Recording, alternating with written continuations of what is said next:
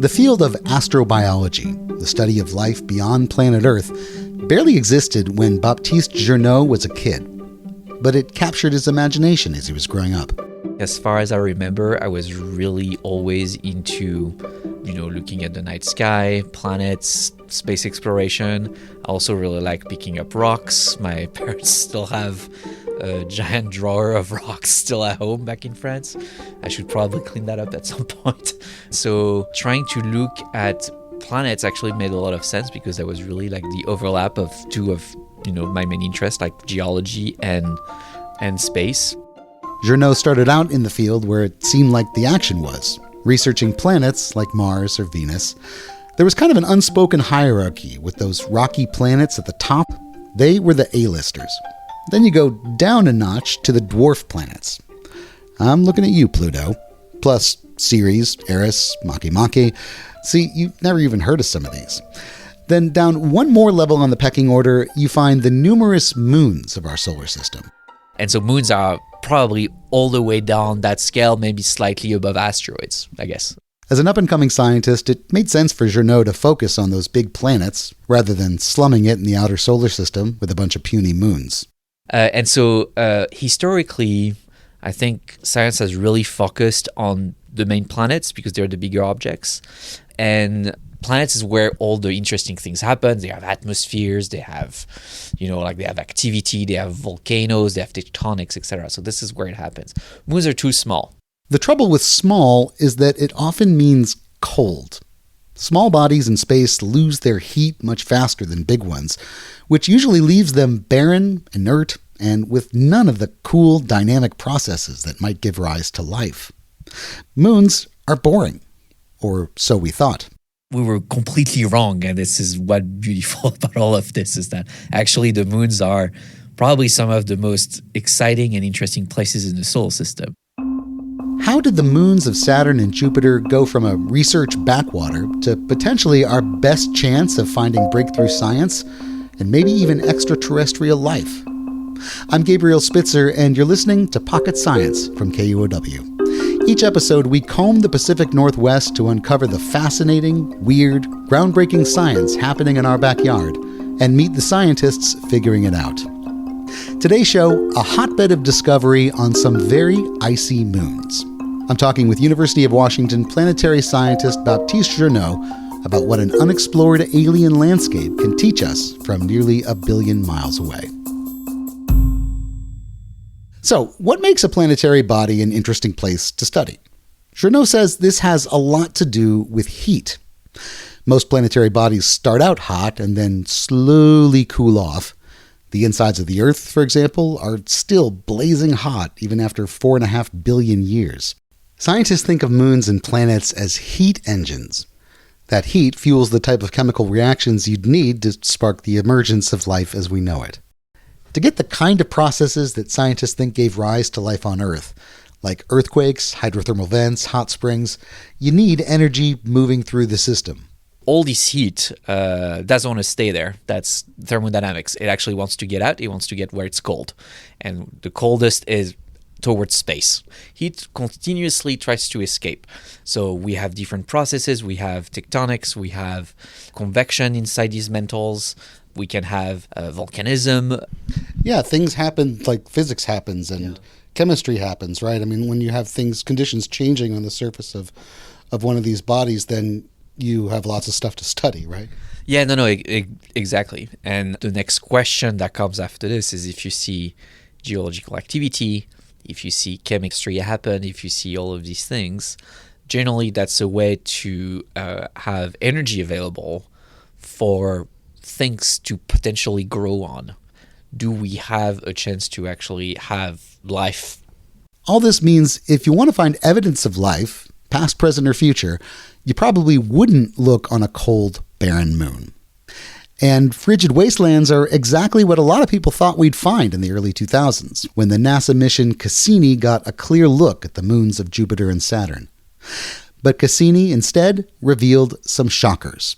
For example, there's Enceladus, a moon of Saturn that basically has no business being seismically active. So it's a moon that is pretty much the size of England. So yeah, you could fit like probably like 2 or 3 in Washington state. It's a really, really small moon. This should be like totally dead, covered with craters, no activity whatsoever. And yet, when we took the first pictures, what we saw is that at the south pole of Enceladus, we saw these fractures. And these are called tiger stripes. And from these cracks, we actually detected jets of particle being ejected. So incredible. And then we start to realize, oh, wait, that means that probably there is liquid underneath. So there's an ocean. And since then, we've been able to detect the fact that they have a lot of organic components. They have phosphorus. So all the ingredients you need for making life. So it's extremely exciting. The big question now is, where does that heat come from? That question led to a whole new understanding of how these moons operate and pointed to a process called tidal heating. As a moon orbits its planet, the planet's gravity tugs on the moon and stretches it out just a little bit. It goes from being a sphere to being shaped kind of like a football pointing toward the planet, though it's so subtle as to be barely detectable. This actually happens on Earth every day. The gravity of the moon pulls on the Earth, stretching it ever so slightly, which is why we have tides. For the moons of Saturn and Jupiter, their shape can change at different points in their orbit. As they travel closer or farther from the planet, the tug of gravity varies. So when you get closer, you get more tidal bulge, and when you get further away, you get a smaller one. And eventually this is creating, like flexing and deformation that is heating the interior. Cassini and other NASA instruments revealed that lots of our solar system's moons have this internal tidal heat source, which makes many of them worth exploring. That means these moons are not dead. They're actually some of the most active places in the whole solar system. Titan, for example, has the planet nerds practically salivating because it's unique in the solar system. Scientists think Titan could serve as a sort of laboratory, a model of Earth's early chemical evolution that could help them understand how life evolved from none at all. So on Titan, the surface is frozen, so it's frozen ice. But then we have actually rain and rivers and hydrogeological processes. The same we see on Earth, exactly the same, except the liquid there is not liquid water, it's liquid methane. So we have liquid methane carving mountains made out of ice. We have sand dunes, but these are made out of tar. We have lakes made of methane and ethane. Yeah, so it's a very weird place. Titan is, I'm going to say, one of the most exciting places in the solar system. We have all the ingredients we need for energy sources for life, but we also have all the components. We have all of this organic matter that is reacting all the time. And when you mix all of these components together, there's really weird new forms of minerals that starts to appear that we've never encountered on Earth. Every time you create a new experiment with new compounds in it and you pressurize it at the conditions of Titan, you find new minerals all the time. Pressure is a key factor on Titan. You have these layers of ice and water that are hundreds of miles thick, and the deeper down you go, the more pressure builds up, until the ice starts to do some really weird things. Even though it's really cold and stays cold, would actually melt. But eventually, if you keep compressing it, and eventually something new starts to happen, water starts to freeze again, but even at really high temperatures, way above a pizza oven temperature, you can still freeze it with enough pressure.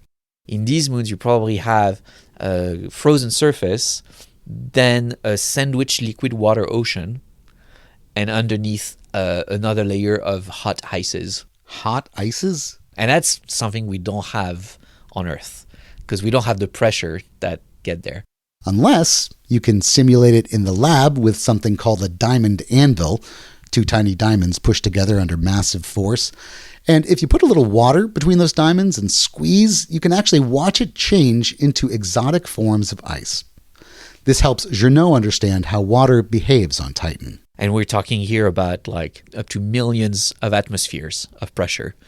And we can take all the time we need to study what's happening inside, look at how crystals grow, melt, disappear, rearrange, etc., directly with a microscope. We can actually see it visually, which is really incredible. So we can use these artificial submarine to go explore these extraterrestrial oceans, but in the safety of rainy Seattle weather. Do you think of it that way a little bit, like you are kind of taking a peek underneath the envelope of ice that exists on these moons to see what the stuff underneath looks like? I'm not gonna lie, this is exactly how it feels. Really feels like, looking through the glass of a submarine and looking and peeking out about what's happening inside these moons. Journaux's lab is just down the hall. In one workroom, he pulls out a diamond anvil, a pair of cupcake-sized metal cylinders. So we have these two parts here, upper part and the lower part pretty much. And at the center we have these diamonds. As you can see here, they're very shiny. And so this is where we'd actually put the sample. And we just assemble the two parts together like this. And then we compress. And with that we can actually reach the incredible pressures that we find inside planets. And so there's like an industrial strength vise somewhere that does the squishing? No, that's it. What creates the pressure? So surprisingly enough, you can use screws and a little bit of elbow grease, and that's enough. So you just got two sandwich pieces there that are both, they fit in your palm of your hand. They're not very big. And you can just sort of use a screwdriver to achieve, you said, 1 million atmospheres of pressure. Here are the screws. Yeah. This is a normal screw. The diamond anvil focuses all that pressure onto a tiny surface. These diamonds are about the width of a grain of salt. The smaller the surface area, the higher the pressure. For this one in particular, we can probably reach to several hundreds of thousands of atmosphere. To get to 1 million, you would need a smaller diamond tip. 1 million atmosphere is you would take 1 square inch and you would apply 6 Statues of Liberty on it. At those pressures, Journaux can watch through a microscope as his samples transform into new kinds of substances, giving him a glimpse at a little piece of Titan. What I think really captivated me is that the physics of minerals that we study that are sometimes smaller than human hair. The physics of these grains of sand can be extrapolated to an entire planetary body. There is a beauty in, seeing things happen here on Earth in a lab here in Seattle and being sure that it actually is the same process that you see at a planetary scale 1 billion miles away. Scientists may soon know for certain whether those diamond anvils did a good job simulating conditions on Titan. NASA is planning a mission there, and Journaux is on the mission science team. They're sending a futuristic-looking space copter to capture a potential gold mine of data. It's called Dragonfly. Yeah, so Dragonfly, I'll say that on the record. My favorite mission. Could you tell me what the craft looks like? I think it's important to give a sense of scale because this is not just a drone. So it's the size of a minivan, roughly. It has 8 rotors at the 4 corners. And it's going to have a little head. It's pretty cute. And a little antenna at the back. So what is it going to be looking for? Dragonfly is going to look for a number of things. It's going to look at the organic chemistry at the surface, the type of minerals we found, the type of chemistry that we found.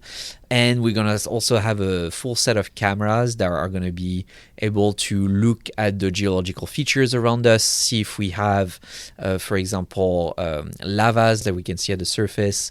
One of the things that I'm the most excited about is that we're going to have a seismometer on board. A seismometer for detecting Titan quakes. And a lot more, too. So if you want to understand the interior of a planetary body, you need seismology. And so far, we've only landed seismometers on the moon and on Mars and on Earth, obviously. But that's it.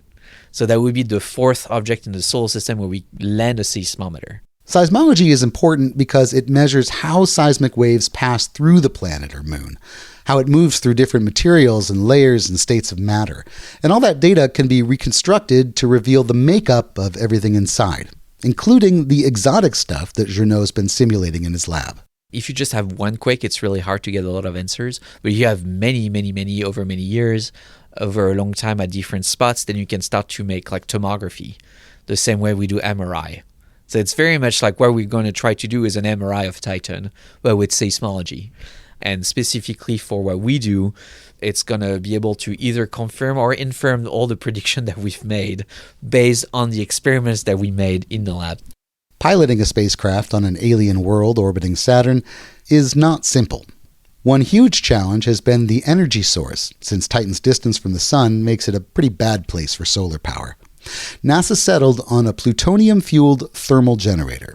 This is going to charge batteries, but pretty slowly. In the end, what we're going to be able to do is we're going to have like roughly 30 minutes of flight, probably. And after that, we're going to have to charge the battery for 2 weeks.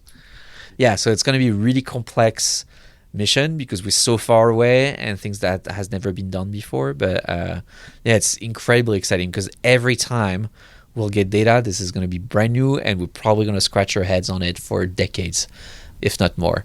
Dragonfly is scheduled to lift off in 2028 on a 7-year-long flight to the most happening place in planetary science. It could send back insights on whether extraterrestrial life is a possibility. Just, pack your patience. So roughly in 10 years, we should be on Titan. So that's really exciting. Is that going to be hard to wait while it's en route? Yes. Yes. Baptiste Journaux is an astrobiologist, mineral physicist, planetary scientist, and rock collector. He's an assistant professor at the University of Washington. You've been listening to Pocket Science from KUOW in Seattle. I'm Gabriel Spitzer. This podcast was edited by Jim Gates and produced by Shane Mailing. A big thanks to Brendan Sweeney, Marshall Eisen, and Jason Pagano. Music by Artlist and Blue Dot Sessions. If you enjoyed Pocket Science, tell a friend or write us a review. It really helps. And you can support our podcast by visiting kuow.org/pocket. We'll see you in 2 weeks for another episode of Pocket Science.